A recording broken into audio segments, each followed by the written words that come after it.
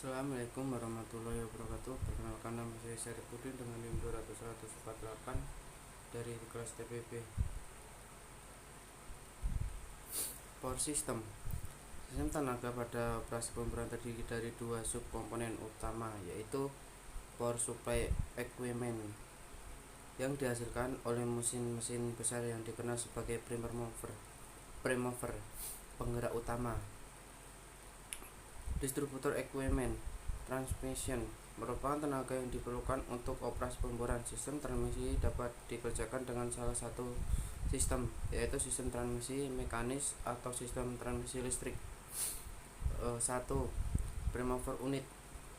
Hampir semua rig menggunakan internal combustion engine. Menggunakan jenis dan jumlah mesin ini ditentukan oleh besarnya tenaga yang diperlukan untuk mengebor sumur yang didasarkan pada casing program dan ke dalam sumur. Tenaga yang dihasilkan sebuah prime mover berkisaran antara 500 sampai 5000 HP. Jumlah mesin unit yang diperlukan 2 atau 3. Paling umumnya operasi pemboran memerlukan 2 atau 3 mesin. 4. Untuk pemboran yang lebih dalam memerlukan tenaga yang lebih besar sehingga mesin yang diperlukan dapat mencapai 4 mesin. Jenis-jenis yang digunakan: diesel, gas. Fungsi utama dari prime mover unit adalah untuk mendukung seluruh sistem lainnya dengan menyediakan suatu sumber tenaga yang diperlukan dalam operasi pemboran modern. Letak prime mover tergantung pada sistem transmisi yang digunakan dan ketersediaan ruangan. Umumnya prime mover terletak di bawah rig, di atas lantai bor, di samping atau di sisi rig, baik di atas tanah maupun di atas lantai bor pada struktur yang terpisah, dan terletak jauh dari rig. Tenaga yang dihasilkan oleh suatu prime mover harus disalurkan ke bagian-bagian pekerjaan utama dan sistem pemboran. Transmisi tenaga ini dilakukan melalui salah satu dari dua cara yang ada, yaitu transmisi tenaga mekanis, mechanical power transmission, transmission tenaga listrik atau electrical power transmission. Biasanya di rig, prime mover berada di dalam wadah kontainer utama alasan keamanan dan keselamatan peralatan, seperti yang ditunjukkan pada gambar di PowerPoint tersebut. 1. Distribusi tenaga pada rig. Rig tidak berfungsi dengan baik bila distribusi tenaga yang diperoleh tidak mencukupi. Sebagian besar tenaga yang dihasilkan mesin distribusikan untuk drawok, rotary table, dan mat pump. Di samping ini juga diperlukan untuk penerangan, instrumen rig, engineer fans, air conditioner, dan tenaga transmisi. Tenaga transmisi diperoleh dari salah satu metode sebagai berikut. Yang pertama, mechanical power transmission. Mechanical power transmission, tenaga mekanik, berarti tenaga yang dihasilkan oleh mesin-mesin harus diteruskan secara mekanis. Sistem ini berfungsi sebagai penghubung untuk menghubungkan tenaga power yang berasal dari prime mover ke peralatan-peralatan atau mesin-mesin yang ada di rig. Terus kedua ada electrical power transmission. Sebagian besar drilling ring sekarang telah menggunakan sistem transmisi tenaga listrik yang harus dialirkan melalui kabel. Pada sistem ini, mesin diesel diberikan tenaga mekanik dan diubah menjadi listrik oleh generator listrik yang dipasang di depan blok. Generator menghasilkan arus listrik yang dialirkan melalui kabel ke suatu kontrol unit atau kontrol kabinet. Dari kontrol kabinet, tenaga listrik diteruskan melalui kabel tambahan ke motor listrik yang langsung dihubungkan ke sistem peralatan lainnya seperti sistem angkat, rotari, sirkulasi, penerangan, dan lain-lain. Sistem pengangkatan atau hosting system merupakan salah satu komponen peralatan pemboran yang berfungsi untuk memberikan ruang kerja yang cukup untuk mengangkat dan menurunkan string dan casing ke dalam lubang bor selama operasi pemboran berlangsung. Biasanya pengangkat ini terdiri dari dua subkomponen utama, yaitu struktur penyangga supporting struktur yang dikenal dengan nama rig dan peralatan pengangkatan hosting equipment. Hosting system. Sistem pengangkatan atau hosting system merupakan salah satu komponen peralatan pemboran yang berfungsi untuk memberikan ruang kerja yang cukup untuk mengangkat dan menurunkan string dan casing ke dalam lubang bor selama operasi pemboran berlangsung.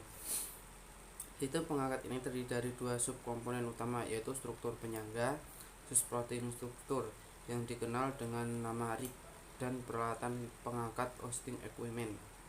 Terus struktur penyangga atau dikenal rig adalah konstruksi menara rangkaian baja yang ditempatkan di atas titik bor, berfungsi untuk menyangga peralatan pemboran. Struktur penyangga terdiri dari substruktur lantai bor, floor, dan menara pemboran atau drilling tower yang ditempatkan di atas struktur dan lantai bor. Terus substruktur adalah konstruksi rangkaian baja sebagai platform yang dipasang langsung di atas titik bor. Substruktur memberikan ruang kerja bagi peralatan dan pekerja di atas dan di bawah lantai bor. Tinggi substruktur ditentukan oleh jenis rig dan ketinggian blowout preventer stock substruktur maupun menahan beban yang sangat besar yang ditimbulkan oleh derrick atau mesh. Peralatan pengangkat meja putar, rangkaian pipa bor, drill pipe, drill collar, dan sebagainya. Terus lantai bor itu dikenal dengan rig. Lantai bor merupakan bagian penting dalam perhitungan kedalaman sumur karena titik nol pemboran dimulai dari lantai bor. Lantai bor berada di atas substruktur dan berfungsi untuk menapang peralatan pemboran yang kecil-kecil, tempat berdirinya menara, mendudukan drawok, tempat drill dan rotary helper. Susunan lantai bor terdiri dari rotary table, memutar rangkaian pipa bor, drill pipe, drill collar, dan bit. Rotary drive meneruskan memindahkan daya dari drawok ke meja putar atau rotary table. Drawok merupakan hosting mekanisme pada rotary drill ring. Drill console merupakan pusat instrumentasi dari rotary drill ring. Make-up dan breakout tongs kunci-kunci besar yang digunakan untuk menyambung atau melepas bagian-bagian drill pipe dan drill collar.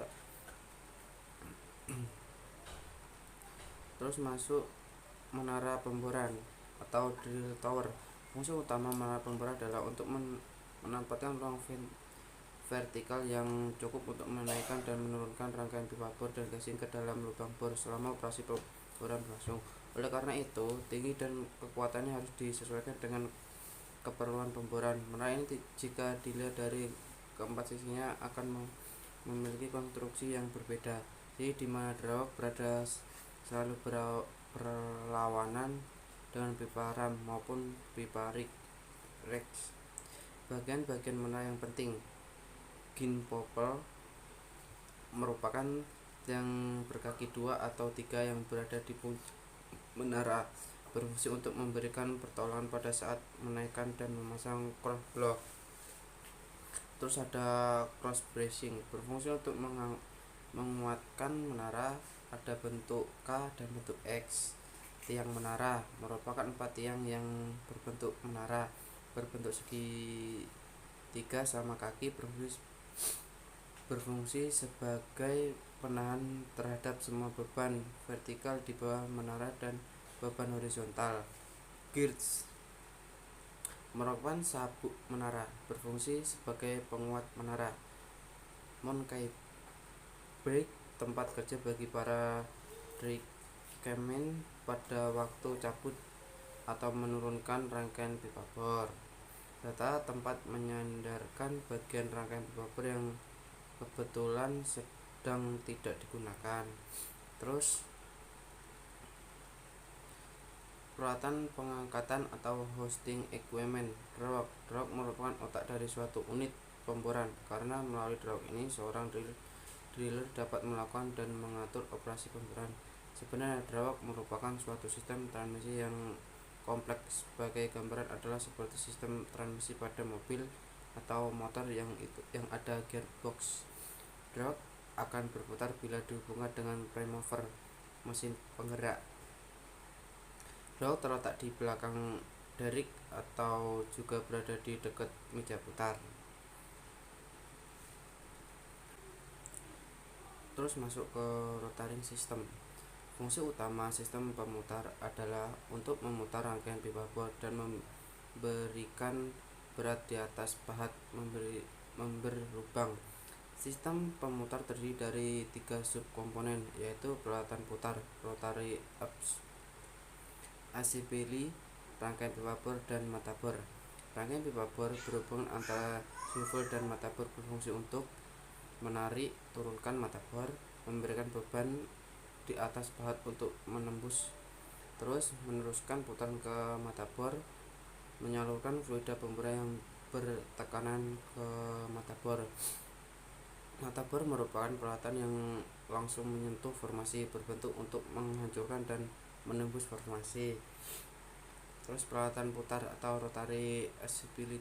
Peralatan putar ditempatkan pada lantai bor di bawah crown block di atas lubang.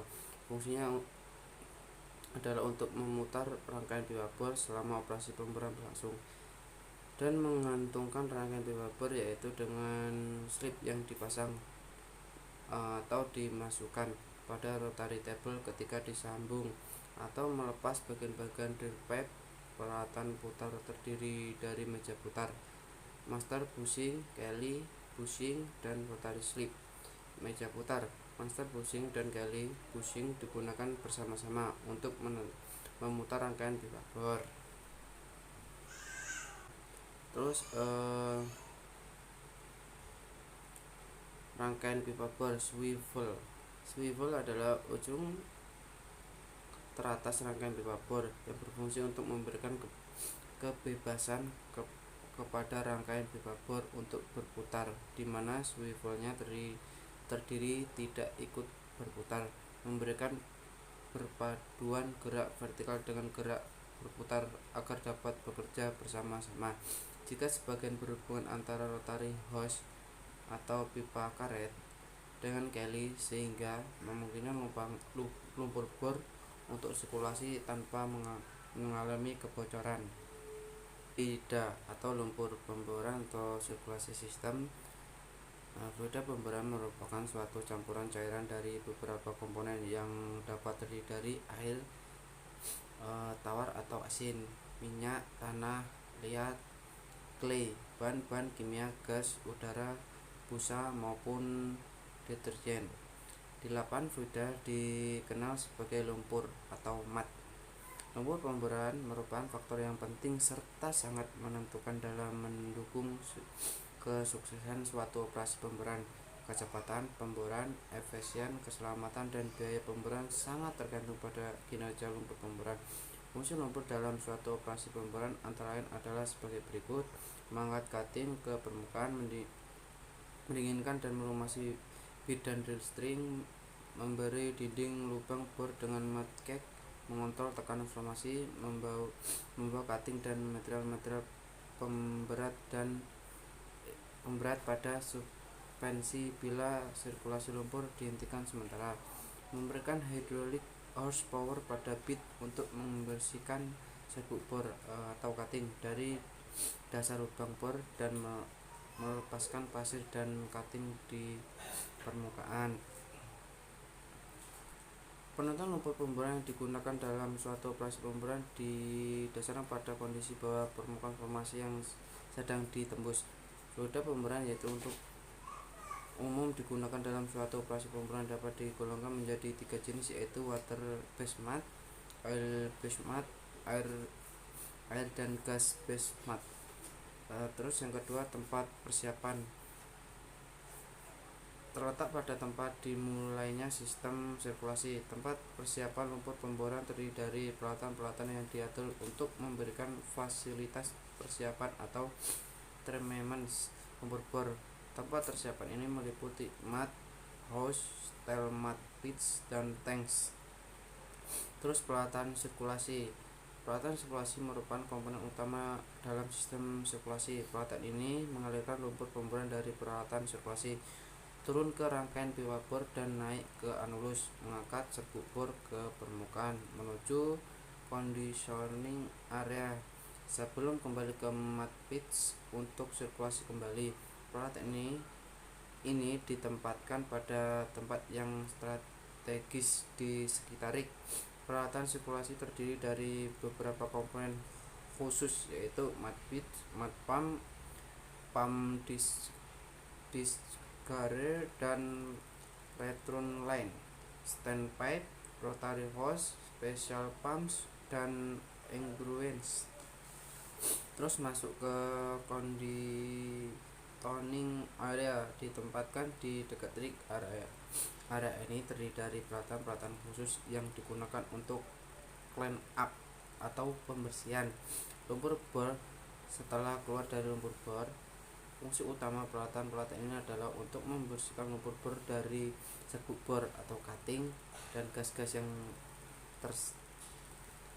terikut.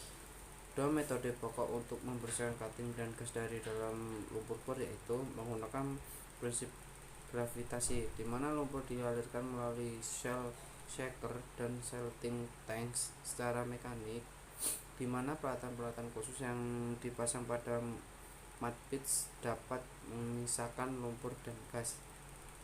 Peralatan-peralatan conditioning area antara lain setting tanks, mud gas separator, shell shaker, denser, descender, dan desilator.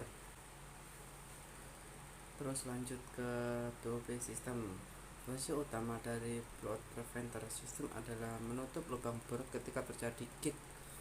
Blowout merupakan suatu aliran fluida formasi yang tidak terkendalikan sampai ke permukaan.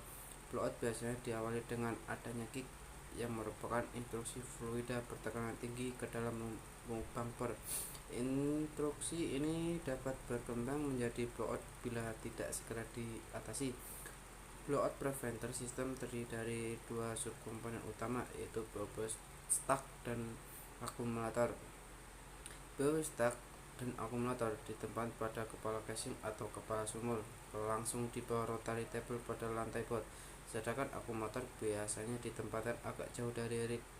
Dengan pertimbangan keselamatan, BOP stack meliputi peralatan berikut: annular preventer, pip ram preventer, drill sport, terus build ram preventer, terus casing head 2, sprouting system terdiri dari choke manifold, kick line.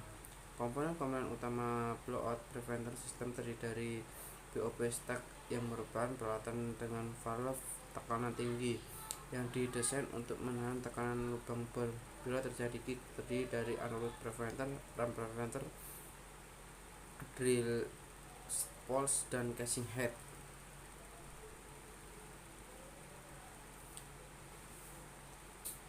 Terus masuk ke artificial lift.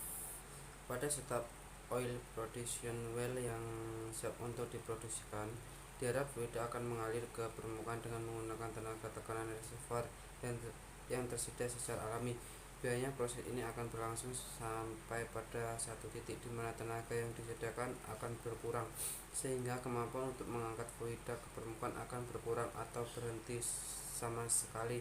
Supaya fluida yang masih ada di dalam sumur dapat mengalir ke permukaan, maka diperlukan tenaga mengganti yang lazim disebut artificial lift. Artificial lift merupakan sebuah mekanisme untuk mengangkat hidrokarbon, umumnya minyak bumi, dari dalam sumur ke atas permukaan. Ini biasanya dikarenakan tekanan reservoir tidak cukup untuk mampu tinggi untuk mendorong minyak sampai ke atas permukaan, maupun tidak ekonomis jika mengalir secara alami. Artificial lift terdiri dari dua kelompok komponen: fasilitas di permukaan dan dalam sumur.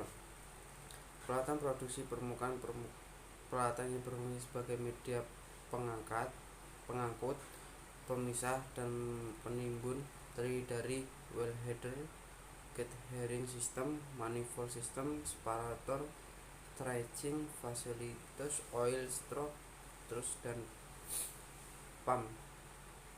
Peralatan bawah tanah terdiri dari rangkaian pipa produksi penyangkat dan peralatan pengontrol aliran termasuk casing, tubing, liner, packer, downhole shock, sliding sea door, downhole safety valve, pompa, dan lain sebagainya.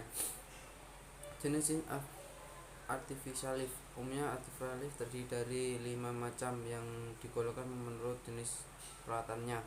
Yang pertama itu ada electric suspension pump atau ESP, yang kedua adalah gas lift, terus yang ketiga ada subfloor pump. Jadi ini menggunakan pompa centrifugal berikut yang digerakkan oleh motor listrik dan dipasang jauh di dalam sumur. Mulai intensif digunakan di dunia perminyakan karena mampu mengangkat minyak dengan rate yang besar. Prinsip mengangkat fluida dengan energi motor yang ditransfer ke subfloor pump yang semuanya diletak di dalam sumur.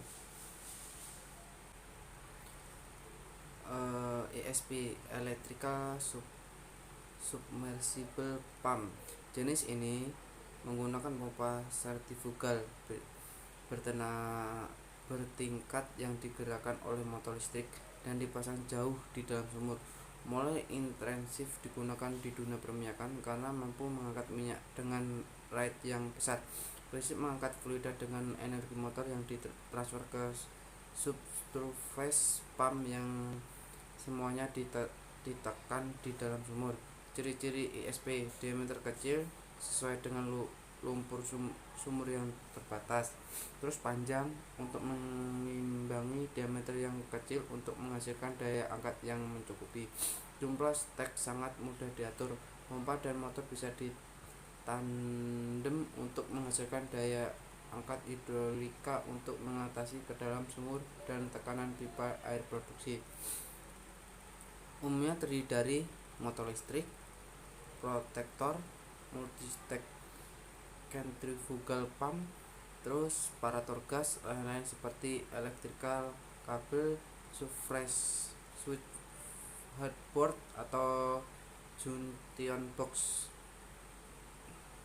Mekanisme kerjanya tuh pemindahan rongga-rongga yang terbentuk antara rotor dan stator saat berputar dengan arah ke atas sehingga fluida mengalir ke permukaan.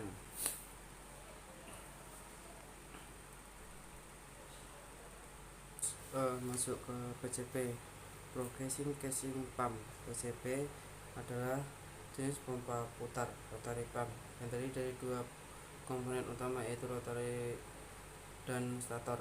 Prinsip kerja pompa PCP adalah dengan menggunakan prinsip ruang atau koefisien yang bergerak ke atas membawa cairan. Untuk hal ini digunakan rotor yang memiluk eksternal helix chrome plating style anti karat yang diputar di dalam stator yang meliuk juga.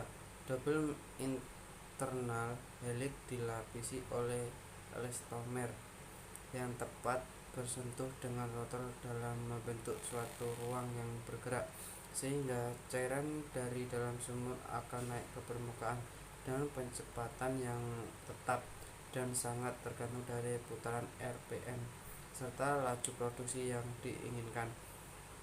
PCP diklasifikasikan menjadi dua tipe.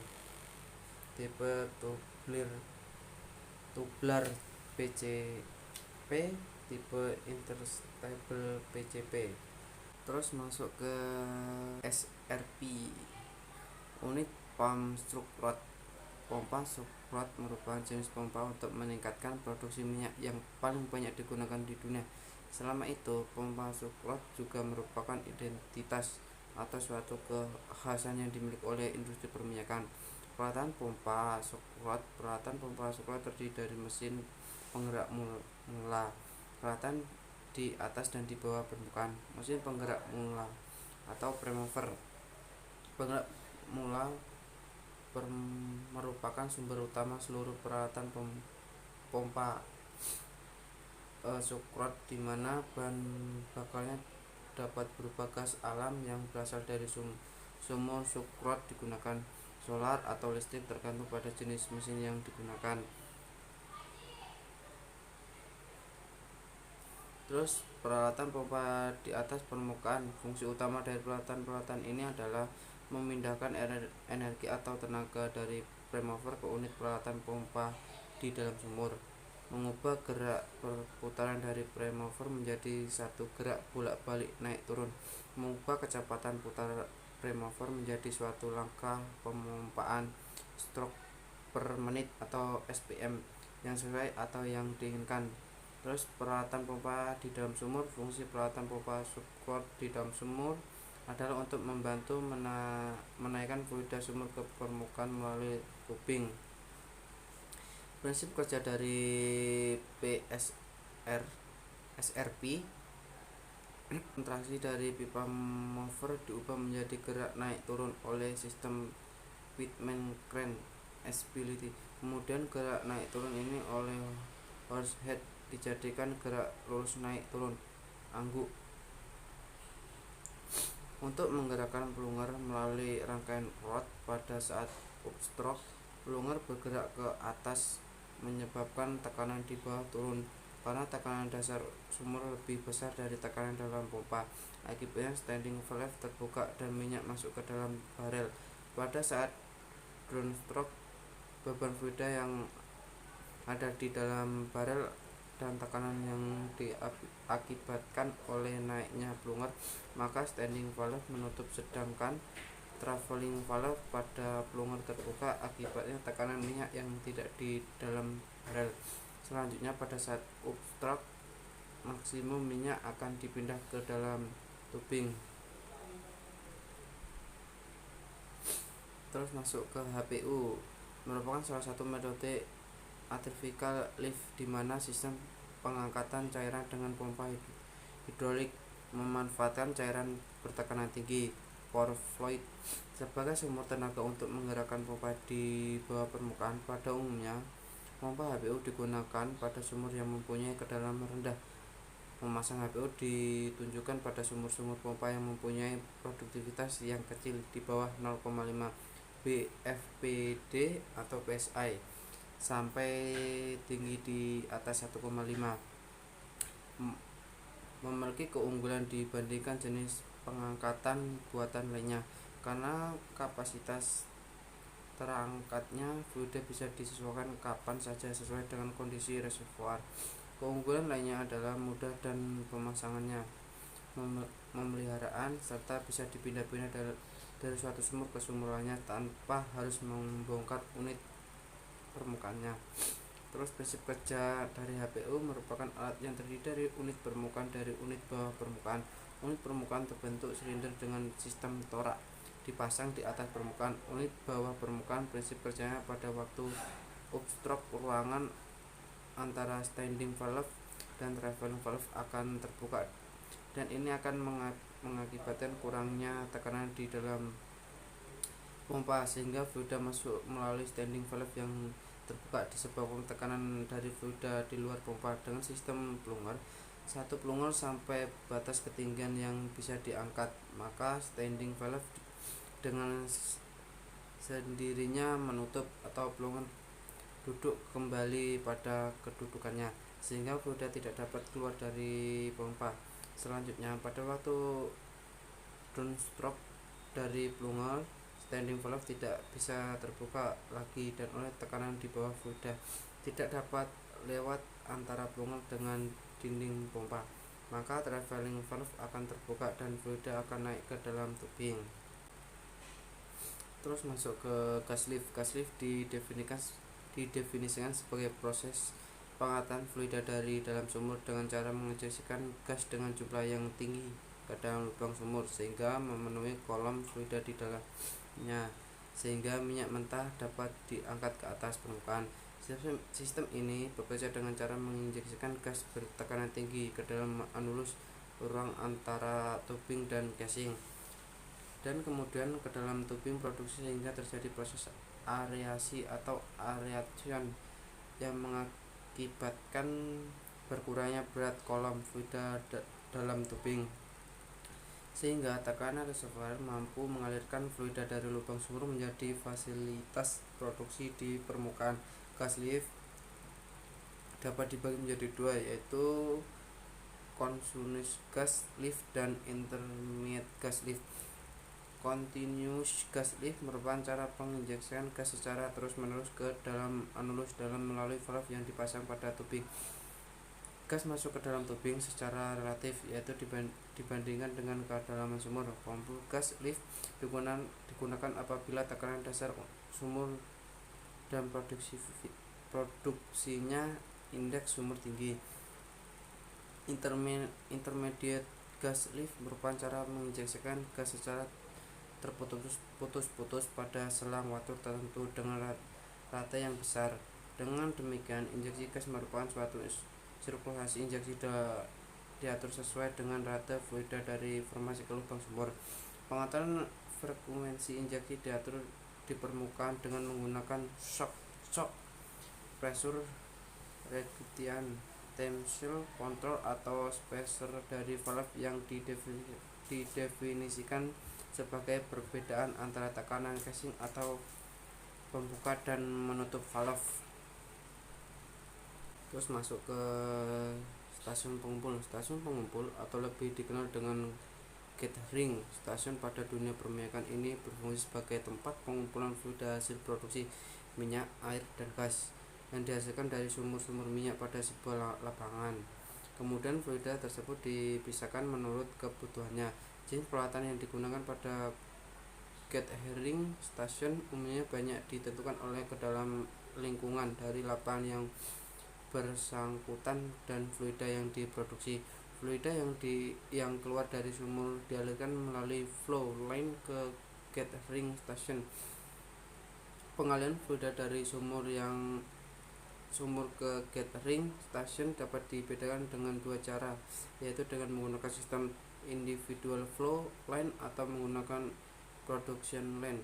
Pada sistem individual flow line, masing-masing flow line dari sumur dihubungkan dengan header yang terdapat di gathering station.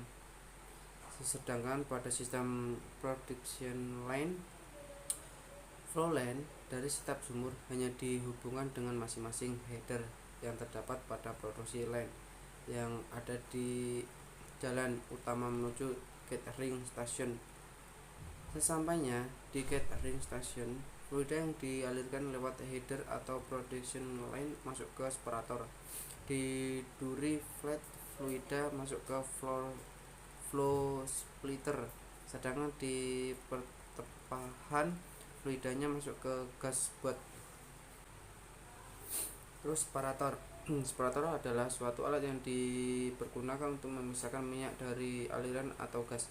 Menurut cara kerjanya seperti dibedakan ada dua tipe, yaitu 2 fase separator dan 3 fase separator. Sedangkan menurut konstruksinya, separator dibedakan ada 3 tipe, yaitu horizontal separator, vertical separator, dan spesial separator. 2 fase separator adalah separator yang digunakan untuk memisahkan gas dengan liquid, zat, atau cair.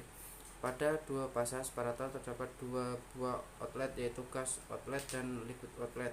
Sedangkan untuk 3 fase separator terdapat adalah separator yang digunakan untuk memisahkan gas, minyak, dan air. Sehingga pada 3 fase separator terdapat 3 buah outlet, yaitu untuk gas outlet, water oil, dan oil outlet. Karena separator membutuhkan penanganan yang khusus, maka hal ini akan dibicarakan tersendiri. Separator vertical choke digunakan untuk sumur yang mempunyai GOR atau gas oil ration rendah. Untuk masalah penempatannya, separator vertikal sangat efisien karena tidak membutuhkan tempat yang luas, sehingga sangat cocok digunakan untuk offshore. separator adalah lebih murah dibandingkan separator vertikal untuk suatu kapasitas gas tertentu. Separator ini juga ekonomis untuk memproses fluida yang mempunyai gas oil ratio tinggi. Untuk menempatkannya, separator saat tidak memerlukan produksi yang khusus. Separator bundar mempunyai keuntungan antara lain mempunyai bentuk yang kompak, sangat baik untuk fluida yang mengandung pasir dan lumpur. Namun separator jenis ini mempunyai kapasitas yang lebih kecil dibanding dengan separator datar maupun separator tegak. Separator bulat sangat cocok digunakan untuk separator tes unit yang portable. Macam-macam pipa dan valve. Anda sudah mengetahui sebagai jenis valve dan fungsinya. Berikut ini membahas mengenai valve dan fungsinya, baik untuk skala rumahan maupun untuk skala besar tingkat industri. Diperlukan adanya valve atau katup. Apa itu valve atau katup?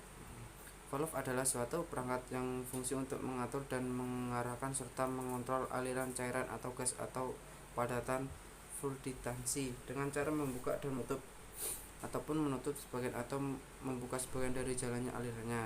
Bentuk valve akan katup yang lazim dan umum digunakan dalam kehidupan sehari-hari. Yang paling nyata adalah valve atau katup pada pipa air, yakni seperti keran air, atau valve katup kontrol gas pada kompor atau katup kecil yang dipasang di dalam kamar mandi.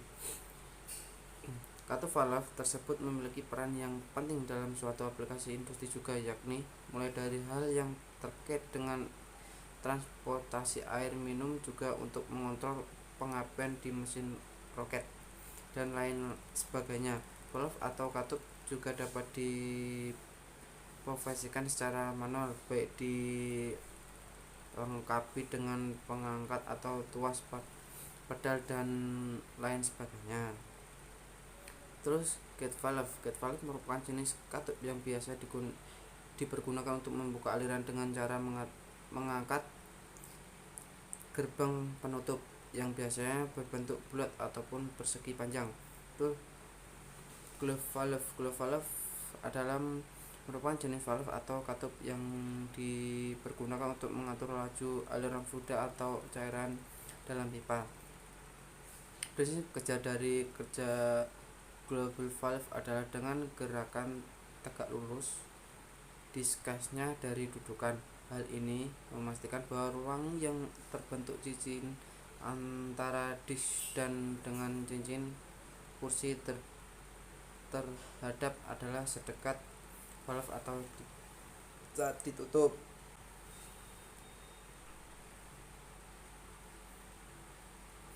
Terus masuk sistem pengelolaan. Sistem pengelolaan referensi atau pemurnian atau kilang adalah proses pengolahan minyak mentah atau crude oil menjadi berbagai jenis produk petroleum yang dapat langsung digunakan maupun produk-produk lain yang menjadi bahan baku dalam industri petrokimia. Pengolahan minyak bumi. Pertunjukan untuk memurnikan minyak mentah menjadi produksi bahan bakar minyak BBM dan non bahan bakar minyak non BBM seperti bernilai tinggi. Referensi oil lebih sering dikenal sebagai kilang minyak. Minyak mentah yang mengalami referensi dapat dibedakan menjadi dua, yaitu minyak mentah ringan lean crude oil dan minyak berat dengan heavy crude oil. Kemudian kadar logam dan belerang dalam minyak mentah ringan termasuk rendah, sedangkan dalam minyak mentah berat tinggi. Produk utama yang menjadi hasil dari kilang minyak antara lain bensin, minyak tanah, liquid petroleum gas LPG, minyak distilat, minyak residu, kokas dan aspal. Bahan-bahan kimia pelarut, minyak pelumas, minyak nafta atau bahan bakar diesel dan bahan bakar pesawat aftur. Minyak mentah crude oil yang baru dipompa keluar dari tanah umumnya tidak memiliki manfaat. Oleh karena itu, agar minyak mentah itu dapat memiliki manfaat secara optimal, Minyak mentah harus memiliki proses pemurnian di dalam kilang minyak terlebih dahulu. Secara garis besar, proses pemurnian minyak atau referensi yang berlangsung di dalam kilang minyak ada 5 bagian yang sebagai berikut. Densilitas adalah proses penyulingan atau pemisahan zat dalam minyak mentah berdasarkan perbedaan titik didihnya. Proses ini berlangsung di dalam kolom distribusi atmosfer dan kolom distribusi vakum. Pada unit proses distilasi, minyak mentah mengalami proses penyulingan menjadi 5 faksi berdasarkan titik didihnya. Distribusi fase pertama menghasilkan gas yang kemudian dijadikan liquid petroleum gas atau LPG. Fase kedua menghasilkan nafta atau gas bumi. Nafta tidak dapat digunakan langsung, oleh karena itu masih perlu pengolahan lebih lanjut supaya menjadi bensin atau bahan petroleum lainnya. Distillate faksi 3 adalah minyak mentah atau korosian dan aftur atau bahan bakar pesawat. Terus fraksi terakhir menghasilkan residu. Umumnya residu ini merupakan hidrokarbon rantai panjang yang dapat menjadi beberapa jenis produk senyawa karbon setelah mengalami proses lanjut di unit-unit proses lainnya. Residu lainnya adalah lilin dan aspal. Mungkin sekian, terima kasih dari saya. Bila ada kesalahan saya mohon maaf. Assalamualaikum warahmatullahi wabarakatuh.